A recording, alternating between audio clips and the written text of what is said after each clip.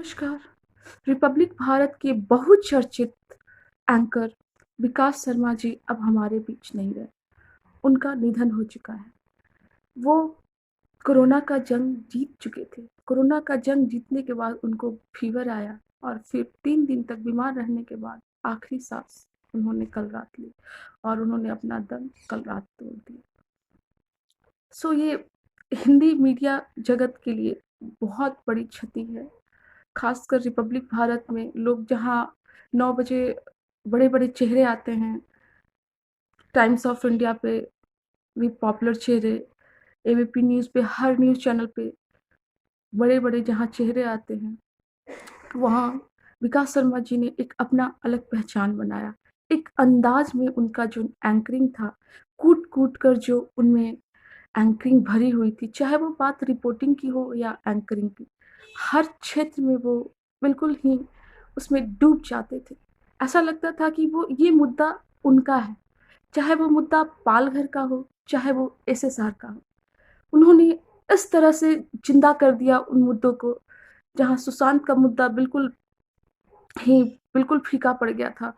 उस मुद्दा को उन्होंने उठाया, उनके उठाने के बाद अलग न्यूज़ चैनल लोग भी दिखाने लगे।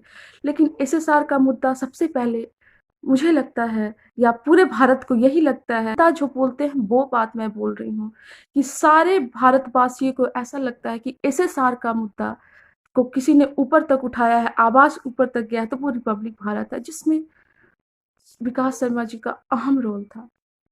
वो अब हम लोगों के बीच नहीं है। अब साधु के लिए कौन लड़ेगा? कौन बोलेगा? चाहे बात कोई भी हो, बेबाकी से अपनी बात रखते थे, बिना डरे हुए। एक महज़ 35-36 साल का लड़का हमारे बीच नहीं रहा।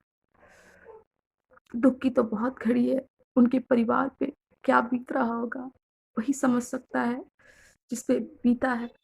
हम लोग बस बोल सकते हैं, बट उन पे जो बीता है वो समझ सकते हैं। कानपुर के बहुत ही छोटे गाँव से बिलॉन्ग करते थे विकास जी। क्या कहें उनके बारे में? ये भारत की बात है, उनका एक शो आता था जिससे हर लोग वाकिफ़ है। वो शो में वो 9 बजे आते थे और उनका एक जो ऐसे-ऐसे करके बोलने का अंदाज़ था, हम लोगों को इतना ज़्यादा पसंद आता था वो उनका अंदाज़। अब वो अंदाज़ हम लोगों के बीच नहीं रहा। अब हमें नहीं लगता है कि उनकी जगह उस समय कोई ले पाएगा।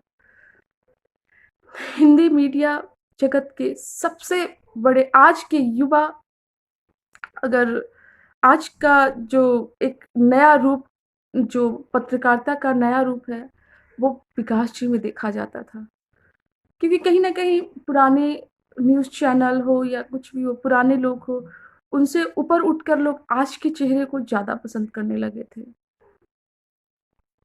अर्नब सर का एक विश्वास, एक बहुत बड़ा पिलर अब उनके साथ नहीं रहा, उनकी भी बहुत बड़ी क्षति हुई है। क्योंकि कहीं न कहीं आगे चलकर रिपब्लिक भारत विकास शर्मा जी ही सँभालने वाले थे, जैसा कि अर्नब सर ने कहा है। तो अब वो हमारे बीच नहीं रहे, अब कौन सँभालेगा? अब कौन देखेगा? अब कौन हमें मुश्किल से मुश्किल चीज़ बेबाकी के रूप में बोलेगा? बिना कुछ सोचे-समझे कि कौन हमें थ्रेटनिंग देगा या क्या देगा?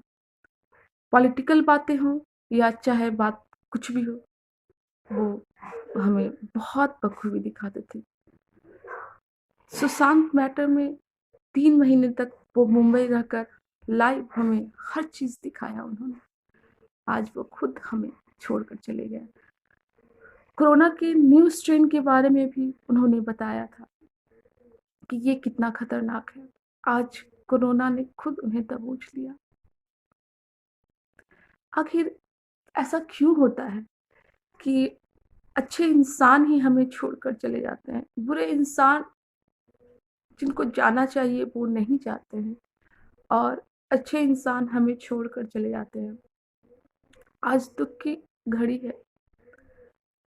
इस दुःख की घड़ी में मैं प्रार्थना करती हूँ कि उनके परिवार वालों को हिम्मत दे और उनकी आत्मा को शांति दे, क्योंकि विकास जी एक बहुत ही अच्छे इंसान थे और वो उनकी पत्रकारिता में कूट-कूट कर झलकती थी।